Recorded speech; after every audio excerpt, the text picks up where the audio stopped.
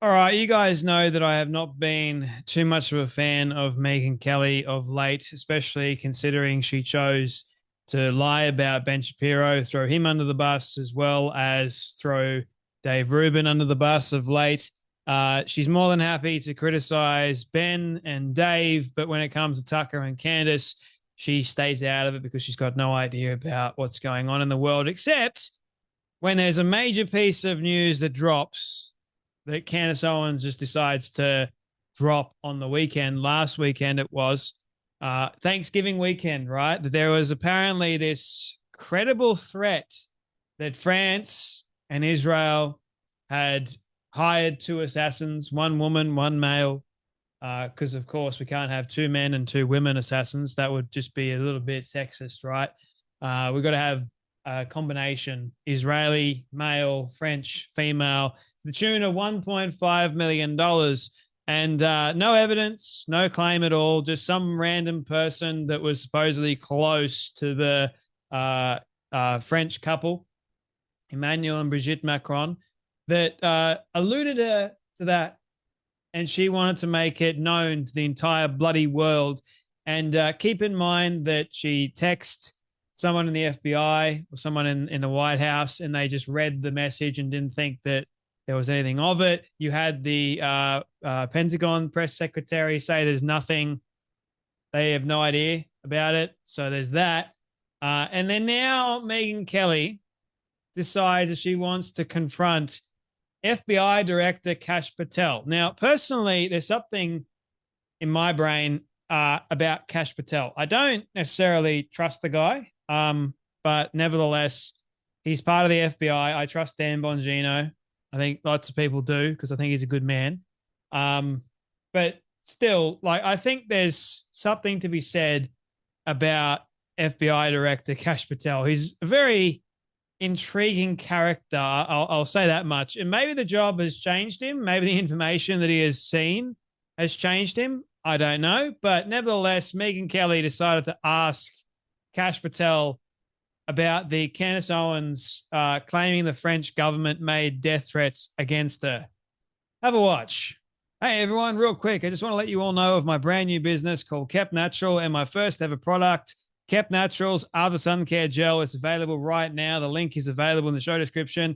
It's a brand new, first of its kind, all natural and organic After Sun Care Gel. You can use it before, during, and after, and it helps assist your skin in feeling the best it's ever been. And also when it comes to being in the sun or even just having dry skin, this is the product that you need and want. Believe you me, I developed it for people that are struggling with their skincare or just need an added boost of their skincare. And I also designed it specifically to help you guys feel absolutely incredible. Your skin will love you. So get it right now.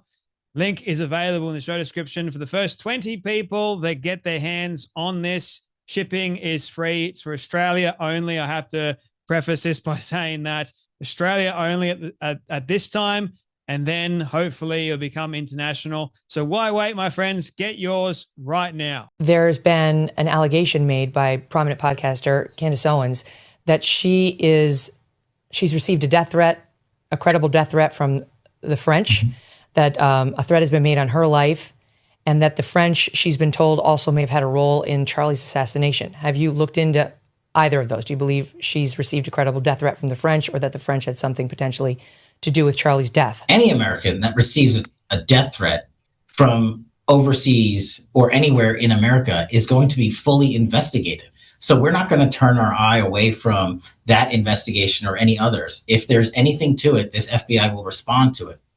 Okay, but so far, no. We are just looking at everything that comes in. We're not going to reject any piece of information. If someone feels that their life is being threatened, we are, of course, looking at it. Now, what's interesting to me about this is Kash Patel's posture and the way he's fidgeting with his hands as he's giving a very non-answer answer to Megyn Kelly. And I have to criticize Megyn Kelly here because she didn't really push hard enough. There's not much, dig a little bit deeper. It's just very quick. Oh, so that's a no then to receiving any credible threats at all. To me, it was a very, very fluff answer.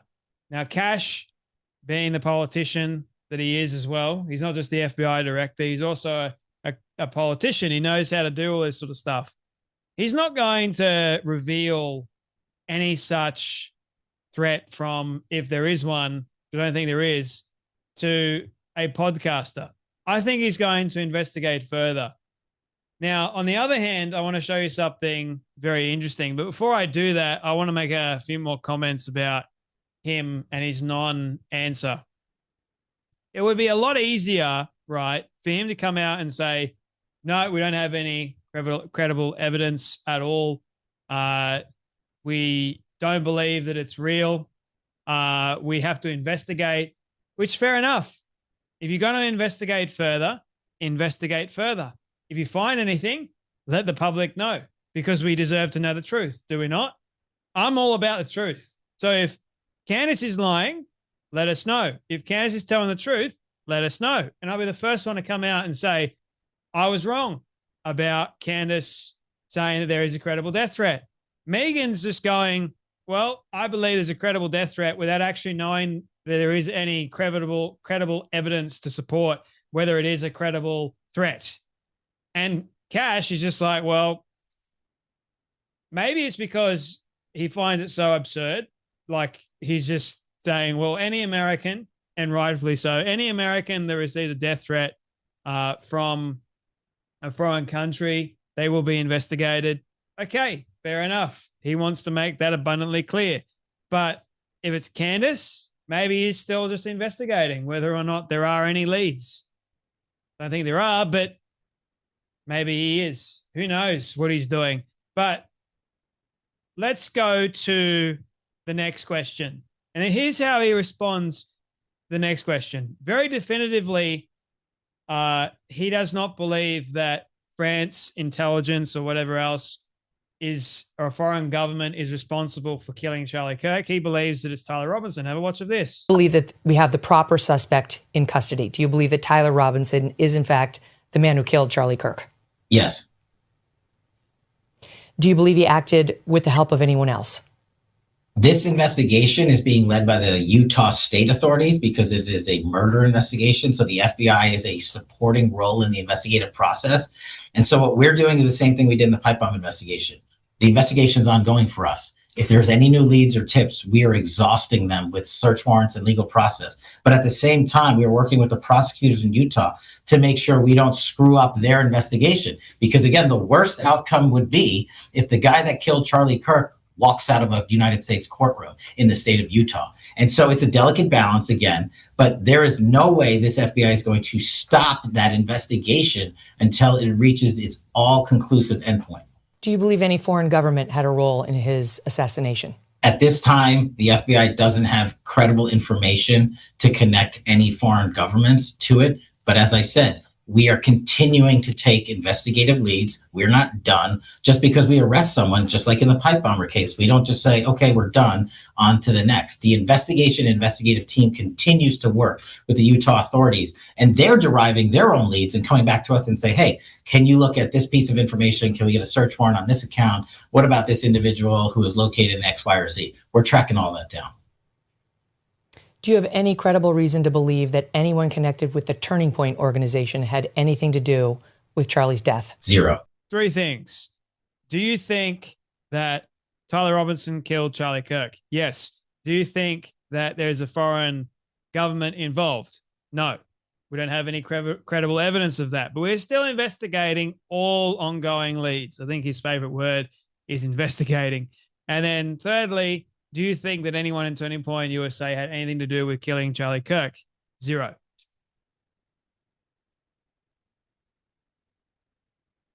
Now, Candace, so Megyn, being the smart woman that she claims to be, hearing this, I know from Kash Patel, and I know many people will go, and like I said in the very beginning, we don't trust the government, we don't trust Kash Patel. In this instance, why would he lie? What purpose would he have to lie? What reason would he have to lie?